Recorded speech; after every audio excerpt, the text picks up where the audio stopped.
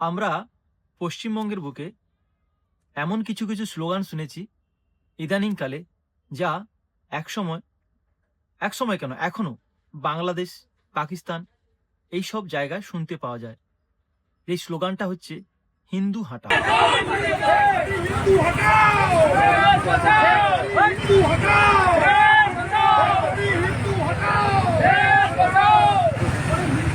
হ্যাঁ, এটা পশ্চিমবঙ্গের একটা ভিডিও, যেটা দেখলাম যে হিন্দু হাঁটাও স্লোগান দিচ্ছে। তাতে কারা কারা আছে? হিন্দু ভাইয়েরা আছে। এবারে বলুন তো, সবার মনে রাগ হচ্ছে না এই হিন্দু হাঁটাও স্লোগানটা শুনে? আমারও রাগ হচ্ছিল নর্মালি। কিন্তু ঘটনা হচ্ছে, এই স্লোগানটা মানুষের মধ্যে যারা হিন্দু আছে তারাও বলছে। কেন বলছে?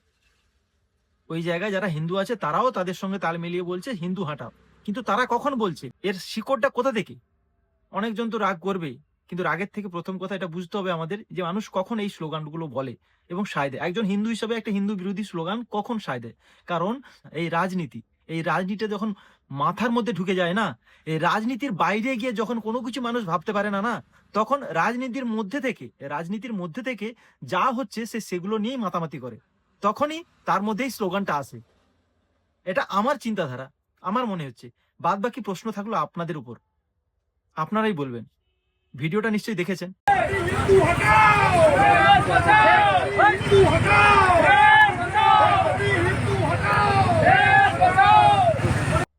দেখলেন তো? জয় হিন্দ, ভারত মাতা কি জয়।